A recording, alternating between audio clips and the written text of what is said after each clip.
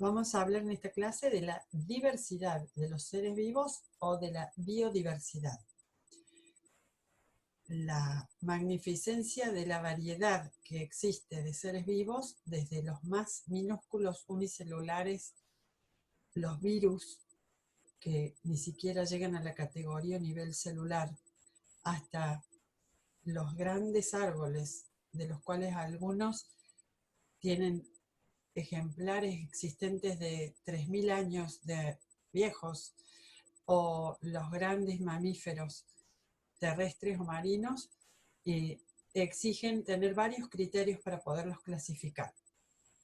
Una forma fue lo más aparente, la capacidad de movimiento, como por ejemplo diferenciando plantas, hongos de animales. Pero esto es totalmente insuficiente. Algunos fueron clasificados con la simetría, otros por la forma de, otros criterios fueron la forma de alimentación o de nutrición. De acuerdo a cada uno de estos distintos criterios que fueron apareciendo, se fueron clasificando a los seres vivos. Pero un aspecto importante a tener en cuenta fue el camino evolutivo. Entonces vamos a comenzar a compartir la presentación para poder seguir más de cerca estos criterios de clasificación. La diversidad, como decíamos, era muy amplia. La taxonomía es la rama de la biología que estudia a darle nombre y clasificar a los grupos de organismos. ¿Qué se tiene en cuenta? La afinidad morfológica, la similitud de formas corporales, la fisiológica, es decir, qué tipo de funciones tienen en cada uno de estos organismos. Su avance importante para la taxonomía fue el estudio de los genes, las similitudes genéticas, de la información genética y las diferencias, para poder así separarlos por ramas o distintos grupos más emparentados y menos parentados, que es el estudio de la filogenia. La especie. Definir una especie es complicado. Lo más aceptado al día de hoy es: un individuo pertenece a la misma especie que otro cuando puedan cruzarse libremente. Esto quiere decir tener cópula, dejar descendientes o hijos y que estos a su vez sean fértiles. El ejemplo típico que se da siempre para decir cuando, por ejemplo, dos organismos aparentemente son muy similares, pero no constituyen de la misma especie, son la yegua o caballo, o la yegua potro, y el burro o burra. Cuando se cruzan un caballo y un burro, que son muy similares, tienen como hijo la mula. Y la mula es infértil, es decir, no puede dejar descendencia. Por lo tanto, sus progenitores, es decir, caballo y burro, no son de la misma especie. Esta es una forma interesante porque utiliza la genética y la posibilidad de perseverar como especie, ¿sí?, para definir la especie. El concepto de raza es diferente porque son subdivisiones o grupos dentro de la misma especie que tienen características en común diferentes de los otros grupos, y esos diferentes grupos se llaman poblaciones. Entonces se utiliza, por ejemplo, el término para decir hay diversas poblaciones de lo que serían la especie del perro, y allí aparecen las razas. Para el hombre se usó hasta no hace mucho tiempo el concepto de razas. Sin embargo, se ha dejado de utilizar y se utiliza el concepto de etnia o etnias. Para nombrar a cada especie, y solo una especie, es decir, el mismo nombre de la especie no se puede utilizar para otra, está compuesto por dos palabras.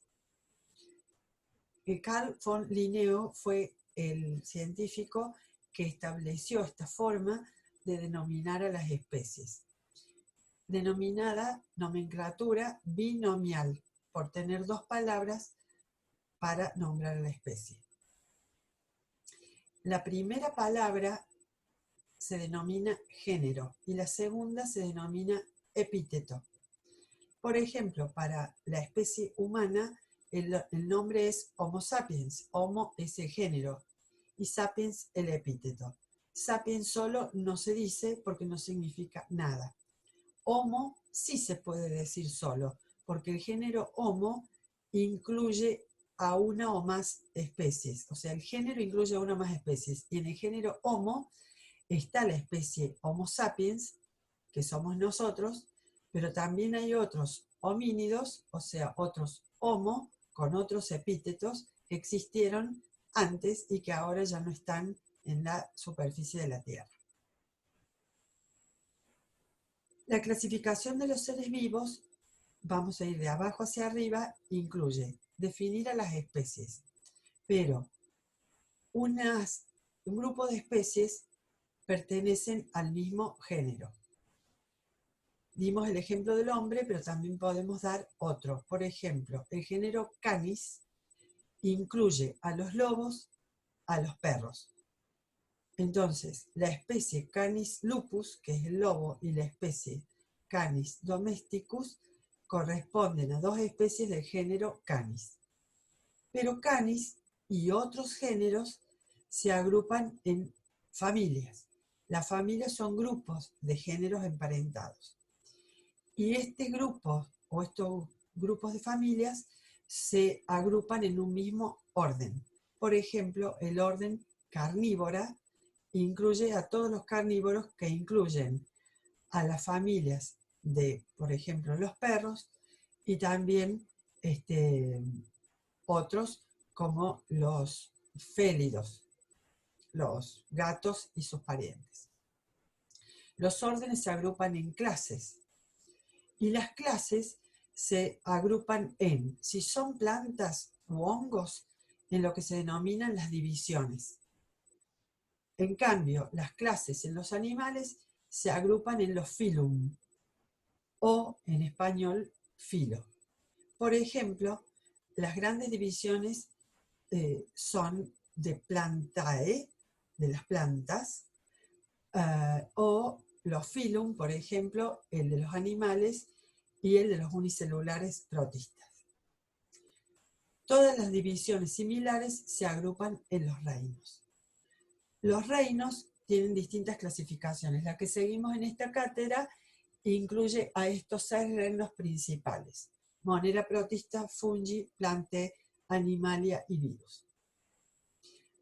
Al revés, podemos decir que si tomamos, por ejemplo, el reino animal, se denomina reino animalia. El reino animal tiene muchos filum.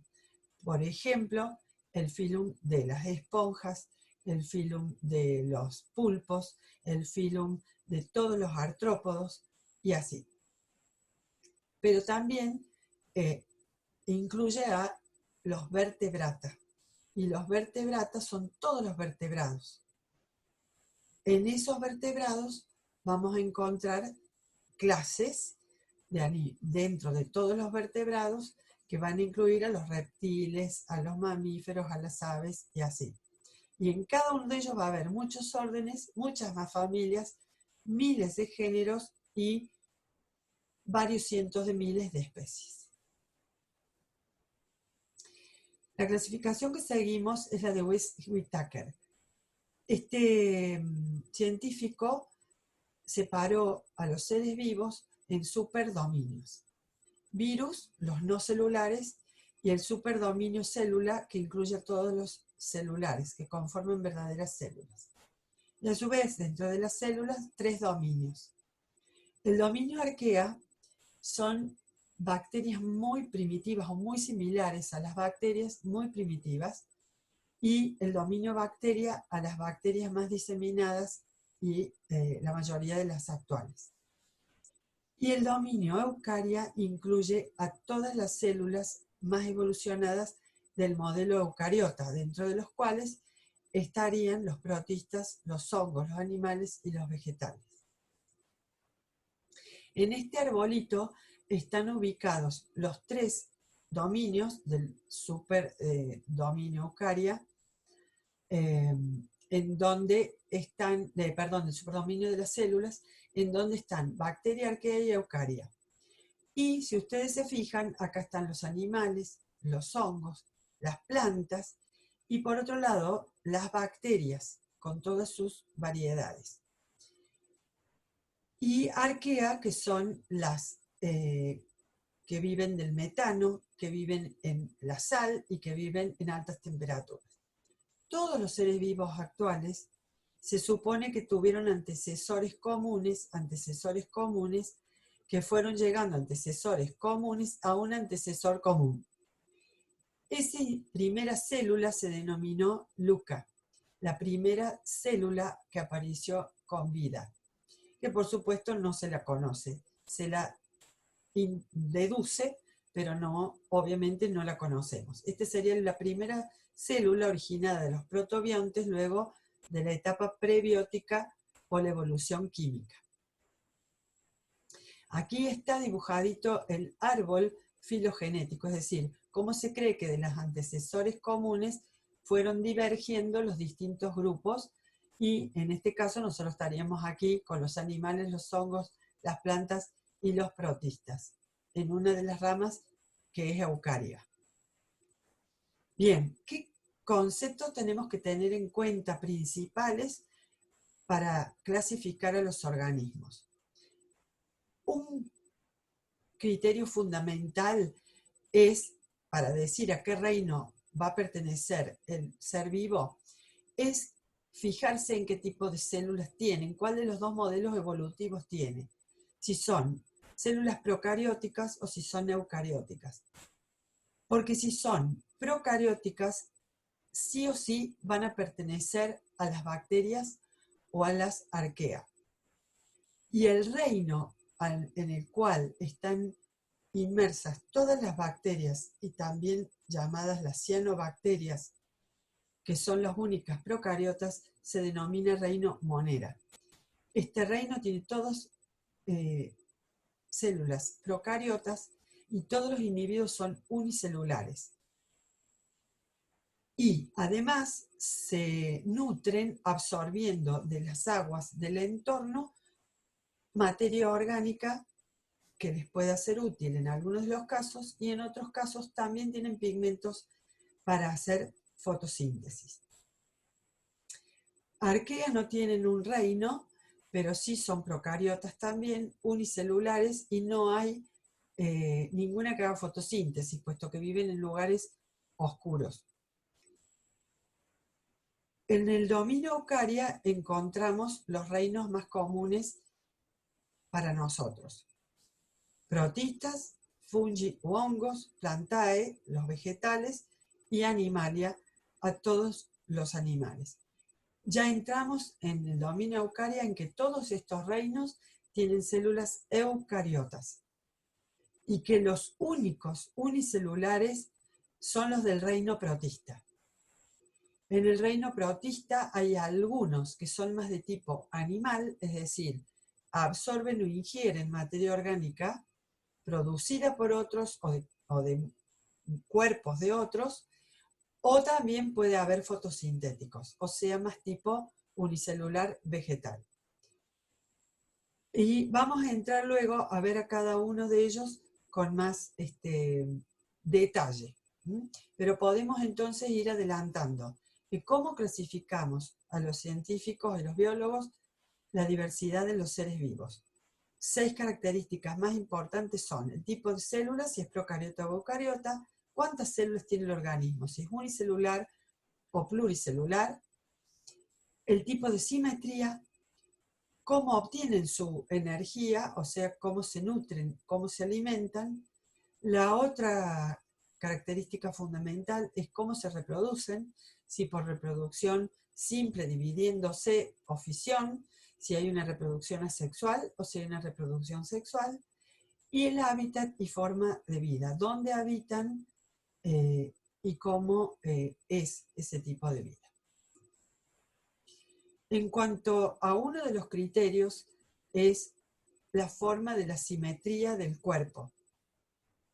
Cuando uno puede tomar a un organismo y dividirlo, pasando por el centro, y dejar siempre dos planos iguales, como si fueran los cortes de una pizza, esto se llama simetría radial. Significa que para todos los lados que uno vea este animal o este vegetal, van a ser exactamente iguales sus mitades. En cambio, se denomina simetría bilateral la que deja dos lados, es decir, la que solamente un plano deja dos mitades iguales. En el caso del hombre, por ejemplo, tenemos simetría bilateral también porque pasa un solo plano dividiendo el cuerpo y dejando dos lados simétricos o iguales.